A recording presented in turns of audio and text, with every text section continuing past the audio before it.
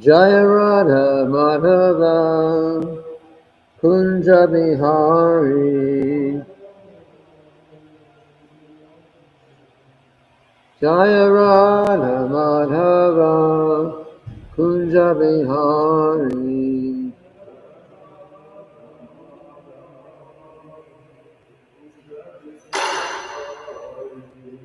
Gopi Chanda Ballabha Girivaradhari Gopi Jana Vallabha Girivaradhari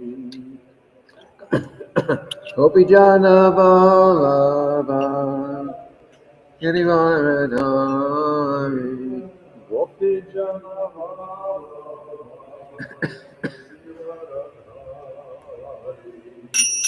Yashoda Nandana Braja Jana Ranjana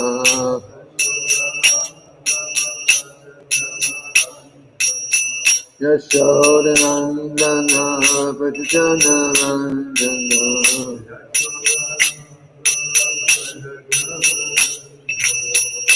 Yamuna Tira Vandachari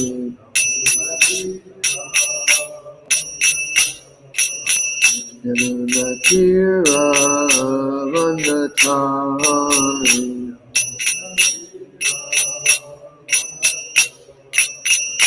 Jaya Radha Madhava Kunja Bihari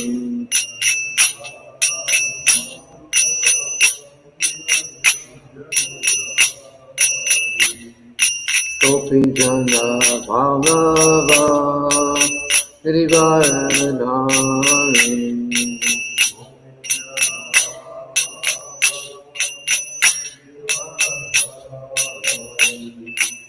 Yashoda Nandana Braja Jana Ranjana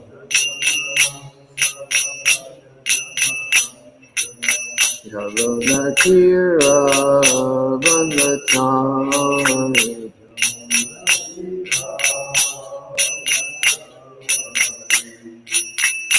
Hare Krishna Krishna Krishna Hare Hare Rama Hare Rama Rama Rama Hare Hare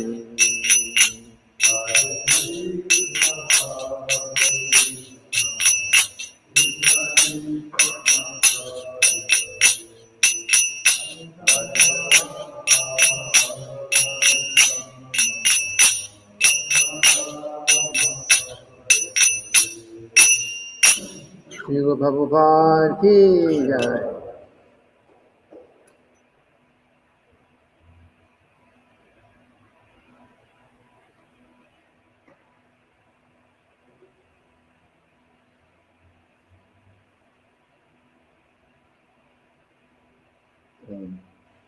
Okay, so today we are reading from Srila Prabhupada Nectar book.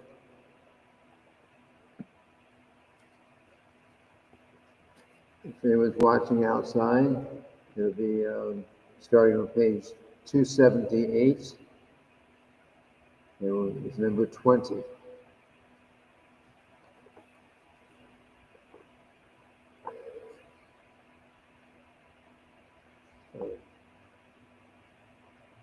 So it says that once when Srila Prabhupada was in London, he was very sick.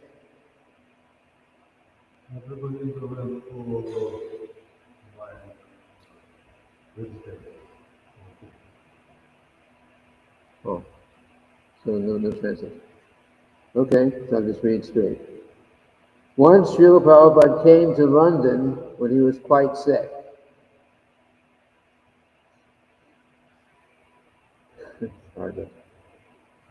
He was next scheduled to go to New Mayapur, France.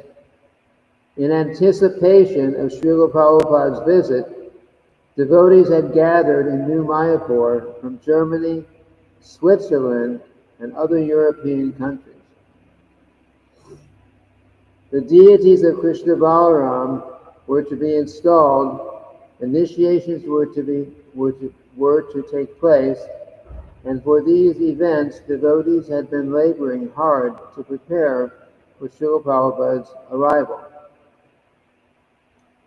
Bhagavan Das, as GVC man, had personally worked to get Prabhupada's rooms ready, buying chandeliers in Paris, having a bed and tables made in Italy, having a new marble mantle made for the fireplace, putting up wallpaper, and so on.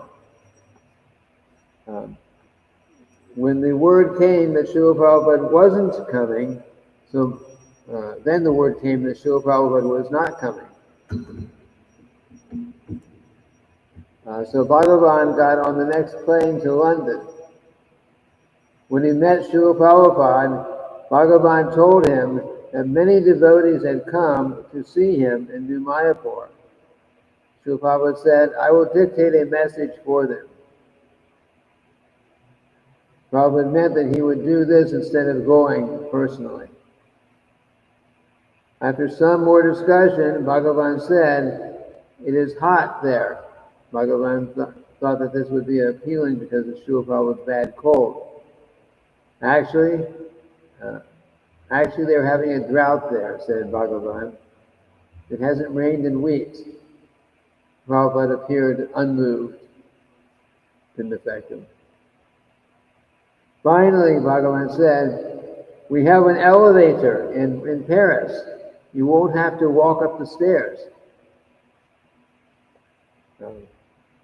Then Prabhupada said to the secretary, "Oh, an elevator. We should get this in Berry Place too." Finally, he said, "Your invitation is a reasonable proposal," and he agreed to go. Prabhupada then turned to his secretary and said, "Bhagavan is the supreme controller." I think we read this last week, but yeah, Bhagavan is the supreme controller. So he was speaking about the devotee named Bhagavan, and of course, Bhagavan is Krishna also.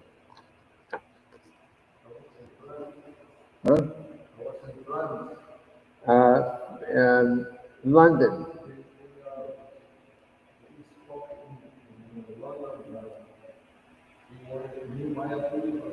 Yeah. They wanted to bring Srila Prabhupada to New Mayapur, which is in France. But Srila Prabhupada at the moment was in London. So Bhagavan went there when he heard that Srila Prabhupada was not going to come. And so he made all these arrangements.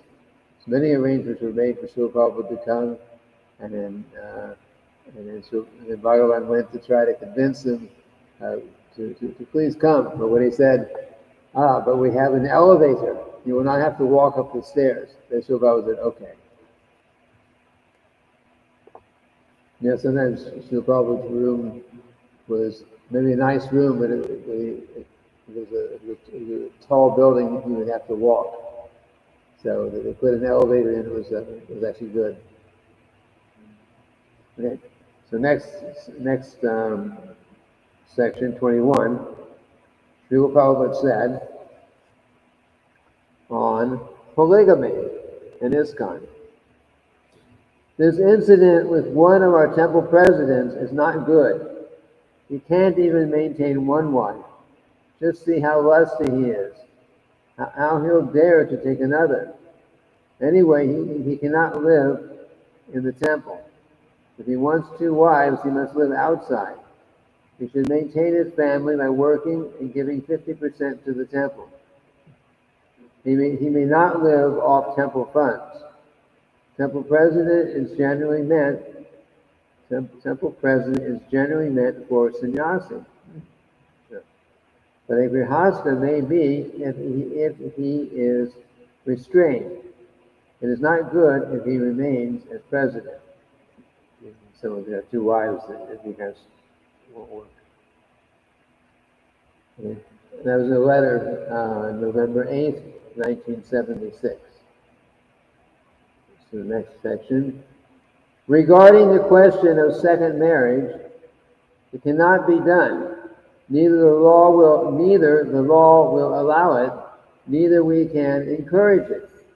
If they want to marry more than one wife, they must live outside our temples in their own arrangements. We have no objection if he does it, but it must be done outside the temple. It cannot be done inside the temple jurisdiction. Outside he can work, earn money, and if he wants, he can maintain 16,000 wives. But he must go outside the society. Within the society, only one marriage can be allowed.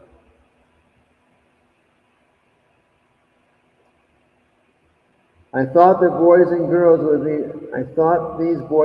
will be married and be happy, but I see they are not satisfied.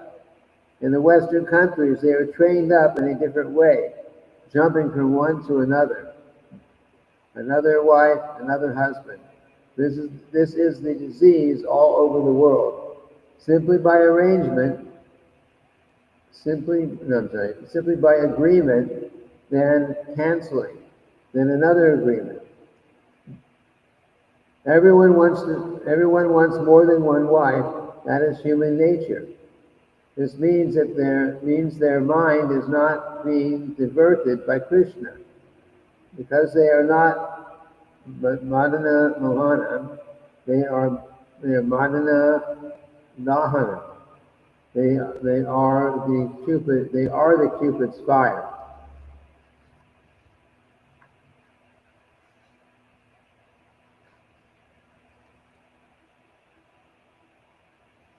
Madan is the attractor of Cupid. So Madan Dahana means they are in the Cupid's fire. It means Cupid is affecting them. They must go outside the society to do it. And the sort of marriage where they are not satisfied cannot be allowed, nor can woman with child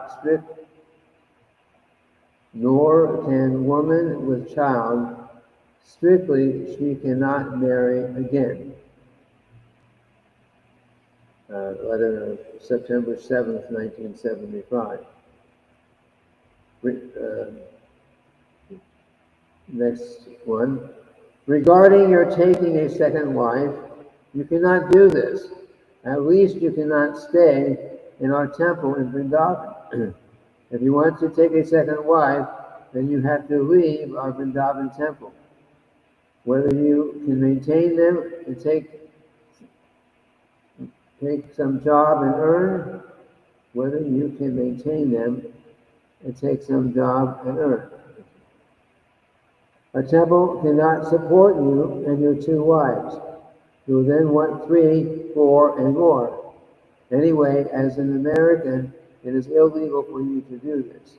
We are trying to minimize sex, and you are trying to increase it. Please give up this idea. Yeah.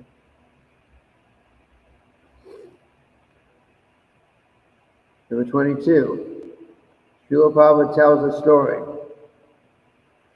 Srila Prabhupada told a story about an insensitive worshiper of the goddess Kali. The devotee went, the devotee is in quotation marks, so the devotee went to the temple and prayed to the goddess in a materialistic way, typical of a demigod worshiper. He asked for a material benediction. After his prayers and a perfunctory puja, he soon got the desired material result. But the puja included an obligation that when he got the result, he would offer the goddess, he would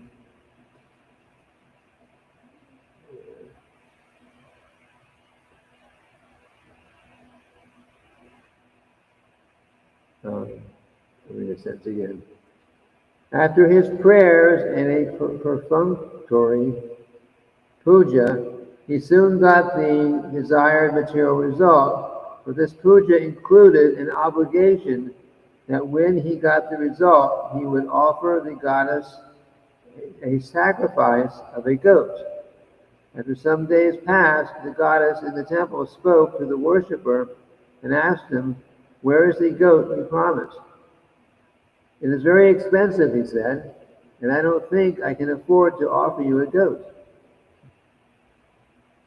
"All right," said the goddess, "but you have to offer something, so go and offer me at least a pig."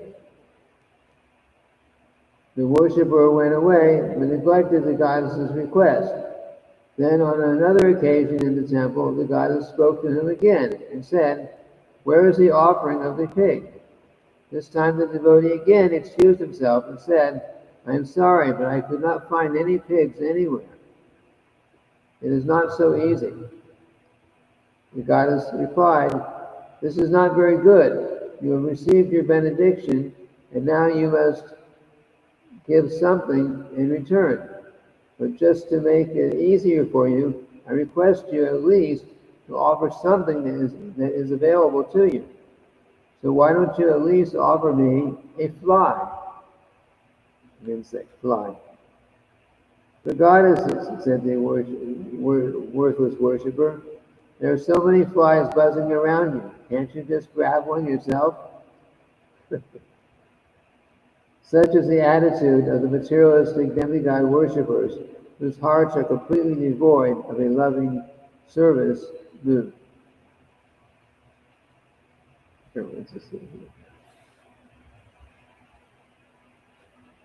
And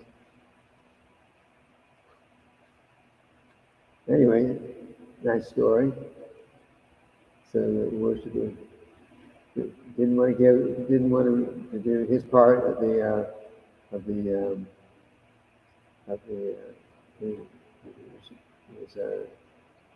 didn't want to do what the goddess, what he agreed to do, giving the goddess something in sacrifice. And even a fly said, can I give you that? Why should I give you that? There's so many around you. And there's so many flies around the goddess deity, and why is that? Something must not be clean there, you know. So why not? Anyway, that shows the materialistic attitude and demigod worship. So 23, Srila Prabhupada tells short stories. On a morning walk in Boston, Srila Prabhupada told of a funny expression used in India. He said that if you see a fat man in India, you sometimes say to him, where do you get your merchandise?" The idea is that, being so fat, the man must be obtaining good merchandise. As he said this, Srila Prabhupada was accompanied only by a few disciples walking down Alston Street near the old Boston storefront temple. Suddenly, a beer-bellied cab driver got out of his car just in front of the devotees. Srila Prabhupada looked directly at the fat man and said, "Where do you get your merchandise?" The meaning of Prabhupada's words went completely over the cabbie's head, and Prabhupada continued walking and talking.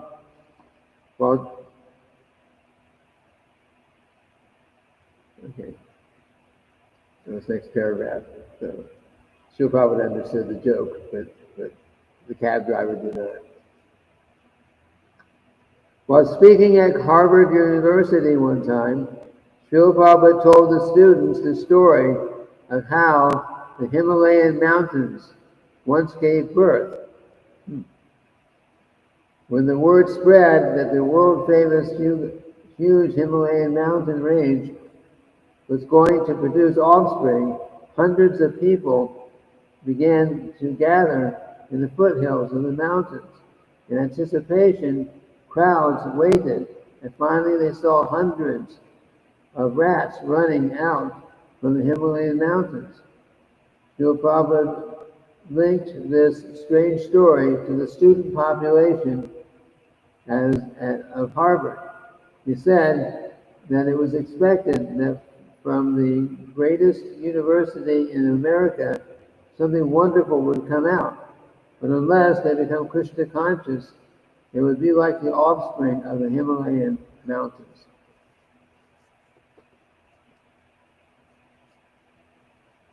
Srila Prabhupada had no problem being straightforward in his preaching.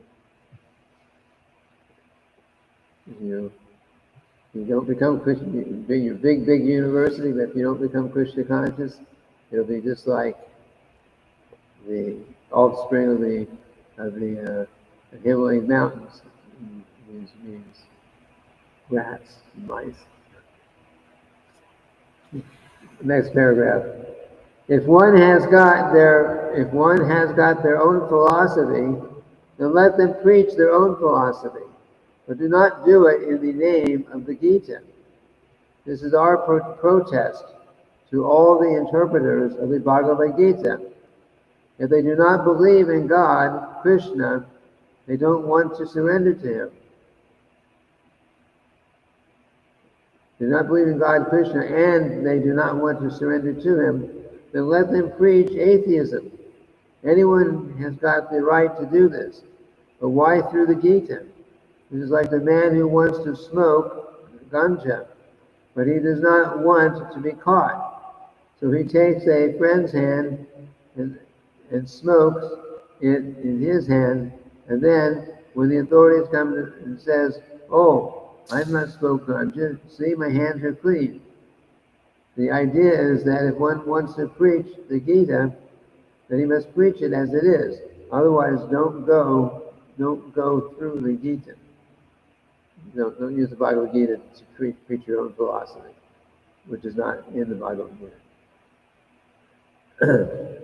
According to a Bengali story told by Prabhupada, a deaf man could not.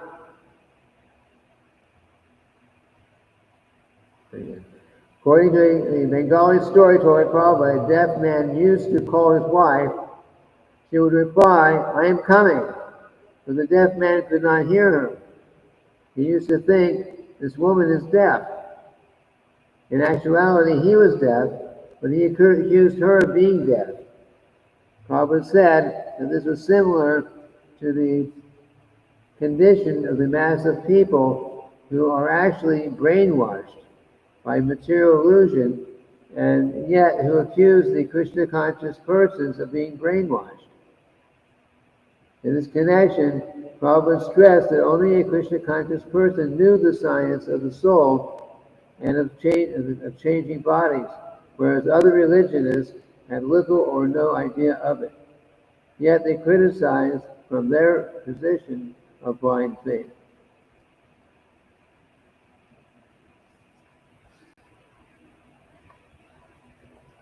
So 24. So 80 cents. So, usually we do it paraphrasing.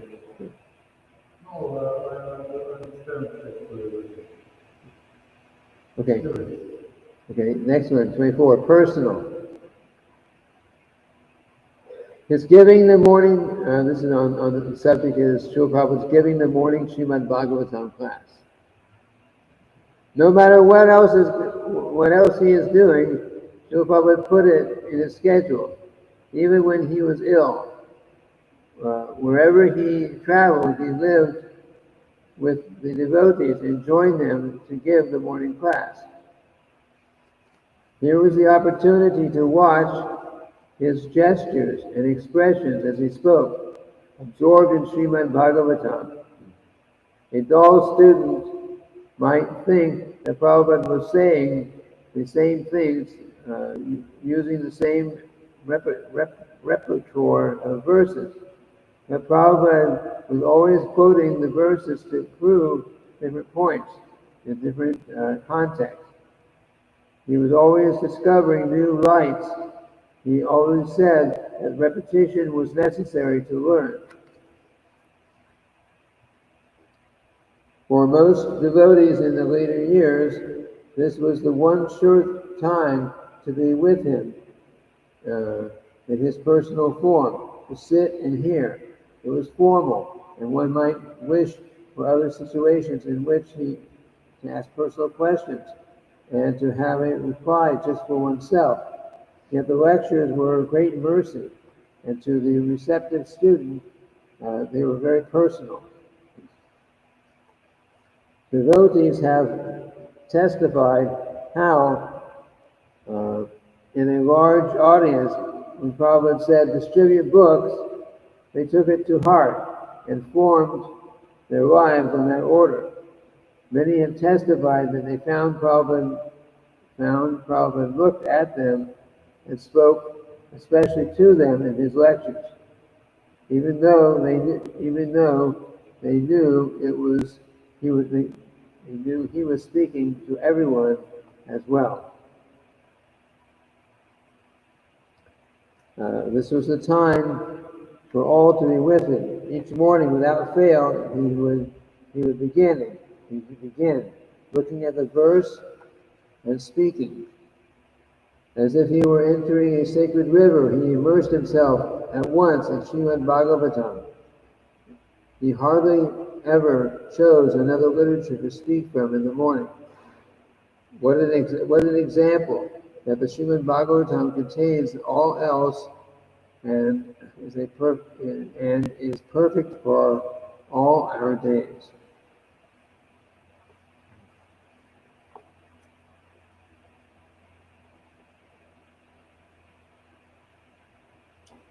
He sat in one place in the traditional traditional posture of the Guru, legs crossed, sitting on the Vyasasana, with spectacles, book in hand, microphone, gesturing, looking up. He was 100% Vyasadev's representative, giving us the transcendental wisdom. Seeing Srila Prabhupada's personal example, even today, by means of movies or tape recordings, all the devotees of the Krishna consciousness movement may adopt the same procedures and do as he taught.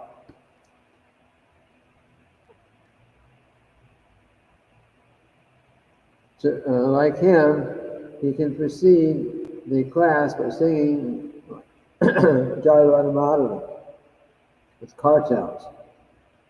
Then he can recite Om Namo Bhagavate Vasudevaya, the Sanskrit synonyms, translation, purport.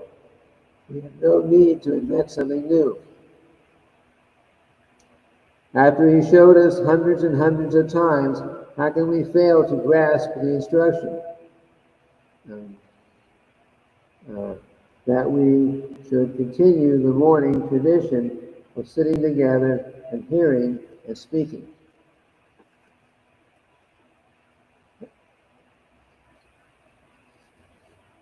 A devotee once told Srila Prabhupada that many disciples slept during the classes, and Srila Prabhupada replied that he knew.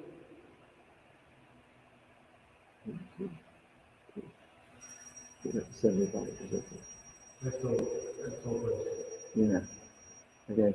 So Srila Prabhupada replied that he knew. He said his classes were for Hari, Jagannath, Balaram, Lady Subhadra, Sringani Prabhupada Maharaj Ki Jai. He said his classes were for advanced students. Srila Prabhupada gave untiringly as the loving instructor, but it was up to his disciples to benefit. I confess that I was one of those who sometimes slept in the Srimad Bhagavatam class. Once I even asked Srila Prabhupada what to do about my sad plight. At first he replied by making a joke. He said, there is an atheistic joke in India. Srimad Bhagavatam is a sure cure for insomnia. That's it. Insomnia. Insomnia means that you're unable to sleep. So the joke was, it's just a joke, an atheistic joke, it says here, that the Srimad Bhagavatam is the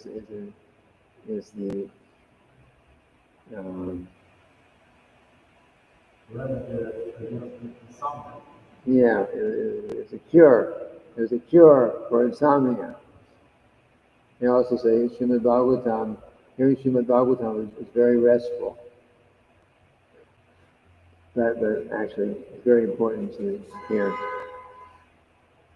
Personally, I practically, my whole spiritual life, when I'm in a Srimad Bhagavatam class, I stand up. I'm tired, but I hear. That's why I can speak now. I've done a lot of hearing, a lot of classes.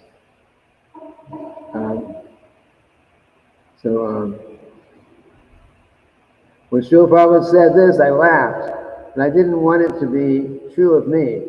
Sometimes when Prabhupada found a devotee sleeping in his class, he would tell him to stand up and go to the rear.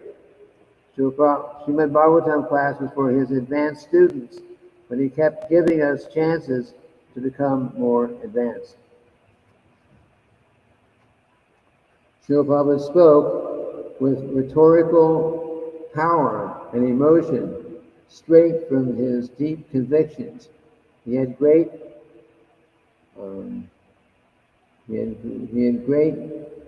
oratorical skill, emphasizing his points with atheistic effects, but none of it was done for show or with lack of realization, nor like the Rasa dance talks of bogus Bhagavatam reciters.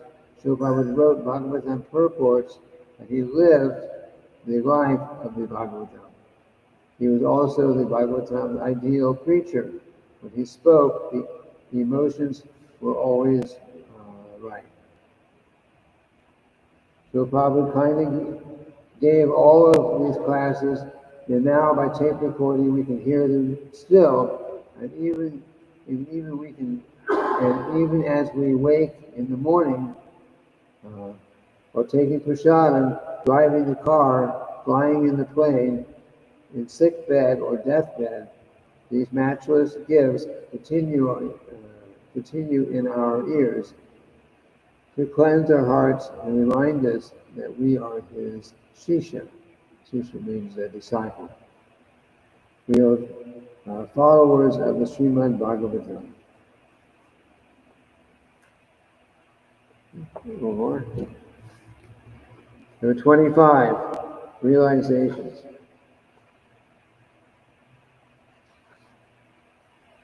This was written by Rupa Vilas Das Adhikar. For a while, I was a headmaster of Vrindavan Gurukula when it was a fledgling Gurukula. It was just starting, fledgling. At that time, Srila Prabhupada's Vrindavan friend, Bhagavatji, was often going in to see Srila Prabhupada. Bhagavatji was also like the sugar daddy of the Gurukula. He was helping me out in different ways. When he used to go in and see Prabhupada, I was thinking, well, maybe I can go in with him. And when he goes, maybe go with him when he goes in. So Bhagavatji used to let me tag along, go in, and just to see Prabhupada's room and hear the different talk. And a lot of times it was in Hindi or Bengali, so I couldn't really understand much, but it was nice to just sit and be with Srila Prabhupada.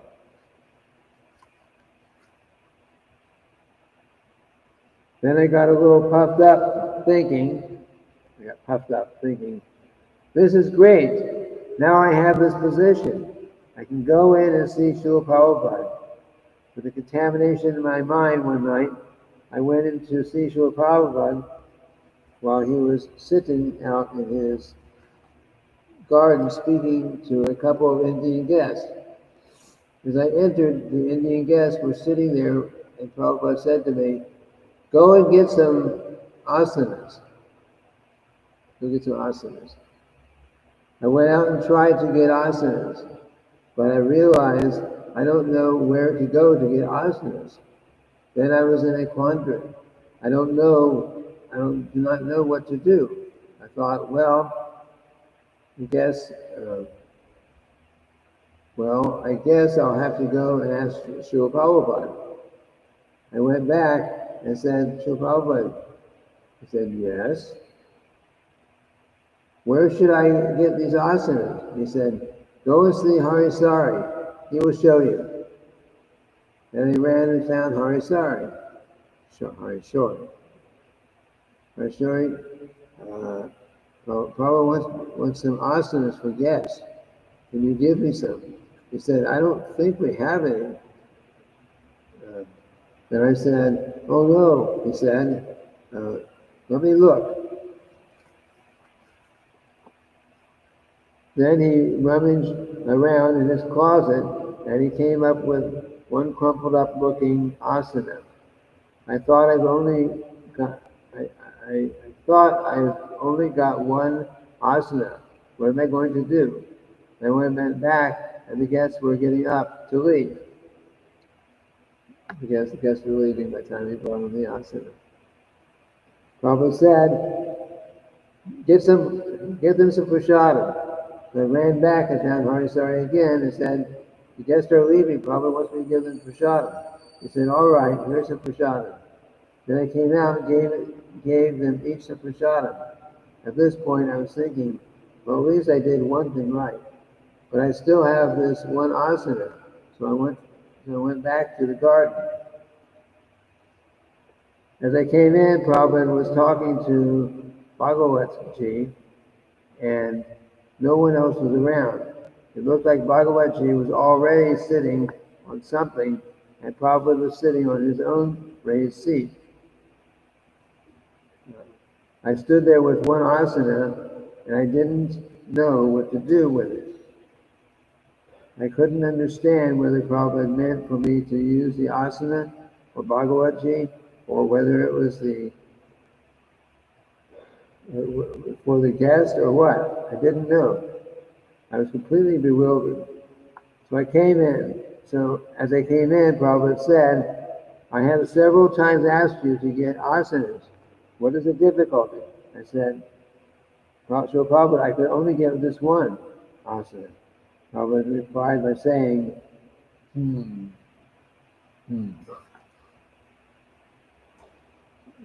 Srila Prabhupada, what? What should I do with the asana? Prabhupada said, take your one asana and sit down on it. Then he began to laugh. I felt like a complete fool as he began to laugh.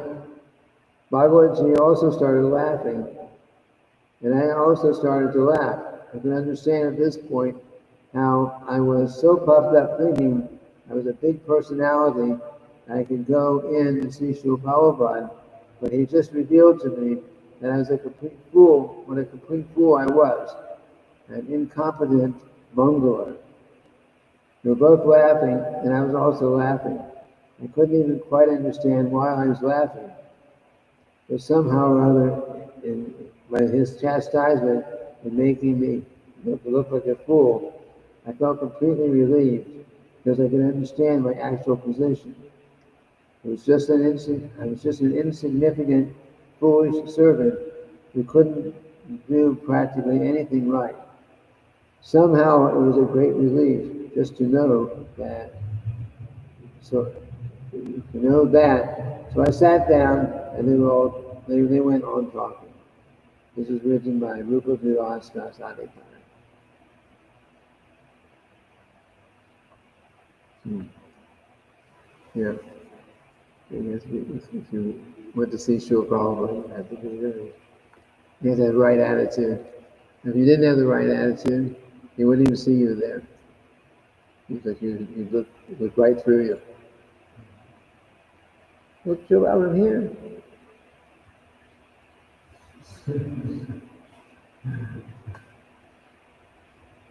Yeah. And as you read about our brother Jayananda, Srila Prabhupada was very dear to Srila Prabhupada. He started the Rath Yatra festivals. And he almost never went to see Srila Prabhupada. He was always somewhere else doing other services. So he stayed in the background. But because he was doing that, he always realized I'm not good enough to go and see Srila Prabhupada. So because he was doing like that, and whenever Srila Prabhupada would come to San Francisco or San Diego, whatever temple Srila Prabhupada was visiting at that time, if he was there, he'd say, "Where's Jayananda?" Always ask for Jayananda to come in, because because the Jayananda was making a point to just do service and stay in the background.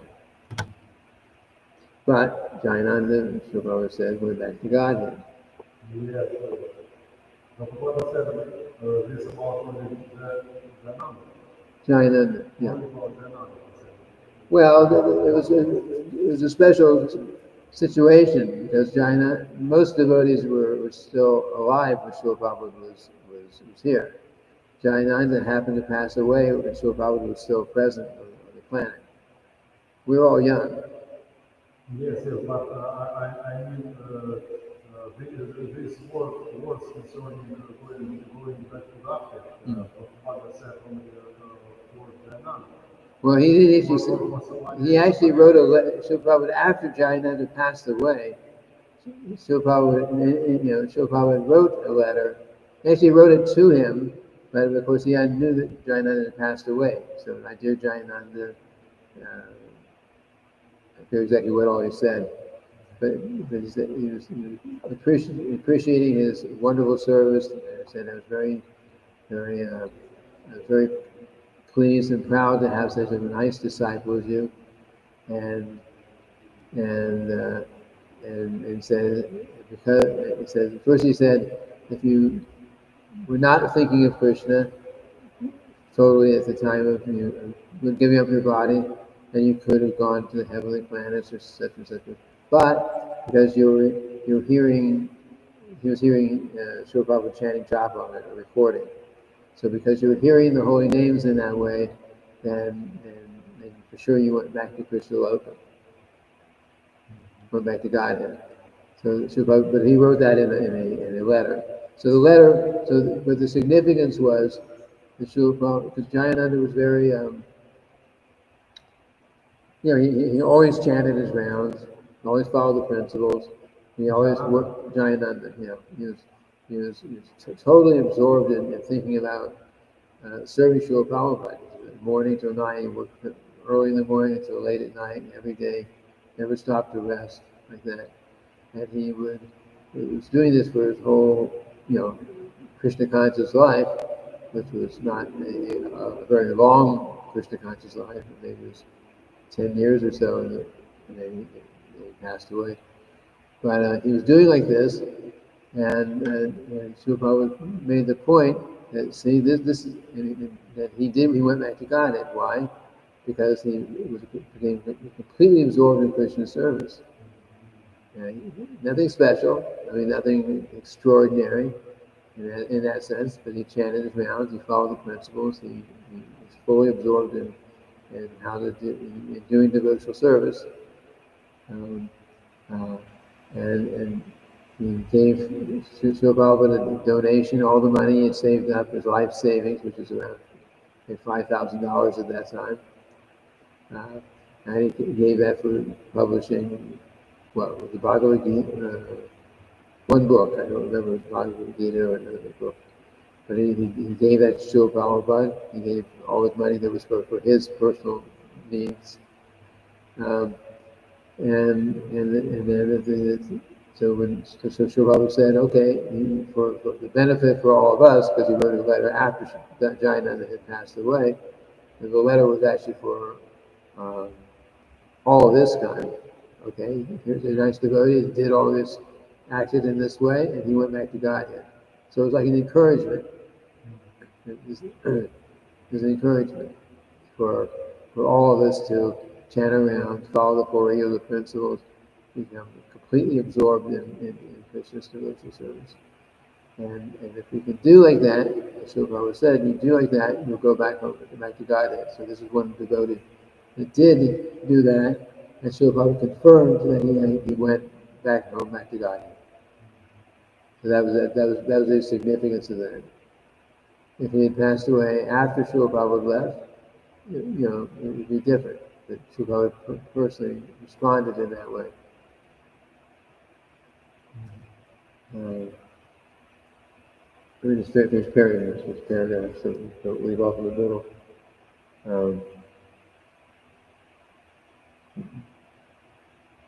Well, actually,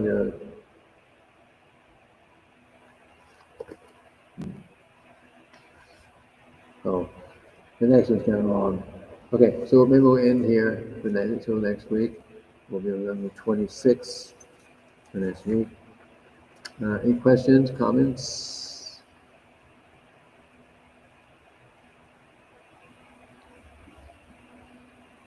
Everyone who's here, conscious and unconscious, we'll end here for today.